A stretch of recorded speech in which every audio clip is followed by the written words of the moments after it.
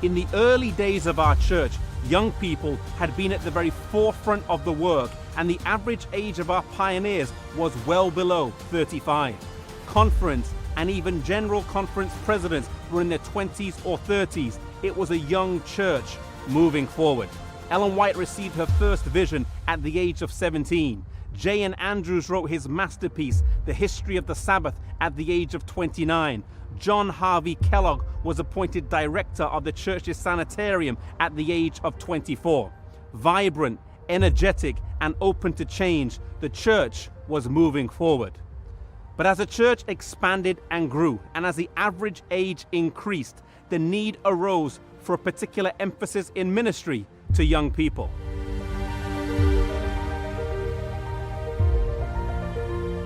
In 1879, in Hazleton, Michigan, two teenagers, Luther Warren and Henry Fenner, were walking down a dusty road, and they were talking about the need for missionary work to be done by young people. Here, in the middle of nowhere, in the countryside, away from the cities, they knelt down on the dusty road and prayed that God would bless their plans, a prayer that would be answered over and over. The first missionary society started in Luther Warren's home and had three aims. Firstly, to plan missionary work. Secondly, to raise money for literature. And thirdly, to promote the cause of temperance.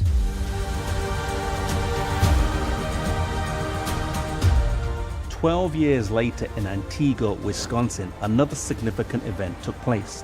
Meade McGuire made a proposal to the church that the Youth Society be allowed to use the building for its activities.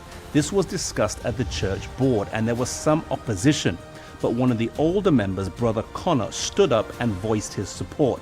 Sometimes the young people need the support of those older in order for their plans and activities to come to pass. If God has placed you in such a role, then may you be a support rather than a hindrance." In 1905, the Manual for Youth Work was published, and in 1907, in Gland, Switzerland, at the first General Conference session outside of North America, the church voted to form a new department that was called the Seventh-day Adventist Young People Society of Missionary Volunteers. M.E. Kern was asked to serve as the first director. And one of the new initiatives that was launched the next year was the Morning Watch, a daily devotional study guide.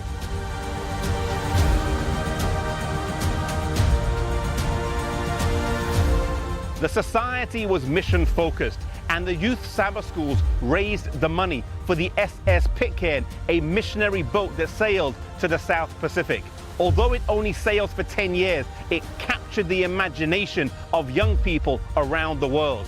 Over the next few years and decades, societies would be formed in Korea, the Philippines, South America, Central America, Hungary, and China.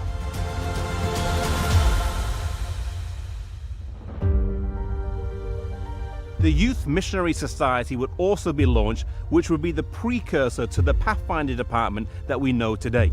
The name of the department would change in 1972 to the Youth Department of Missionary Volunteers, and then changed again in 1979 to the Adventist Youth Department, and changed again in 2005 to Adventist Youth Ministries.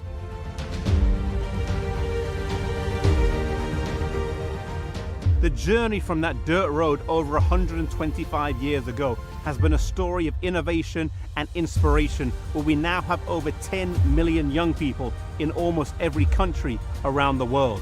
As a church, we must remember that our early identity was embedded in young people, and putting young people at the center of the church will be key to fulfilling the gospel commission and finishing the work. Ellen White wrote many years ago, "With such an army of workers as our youth, rightly trained, might furnish, how soon the message of a crucified, risen, and soon to come Savior will be taken to the whole world." If you are older, then support the young people in your church. If you are a younger member, then don't let anyone despise your youth, and rise to the challenge serving God wherever you might be.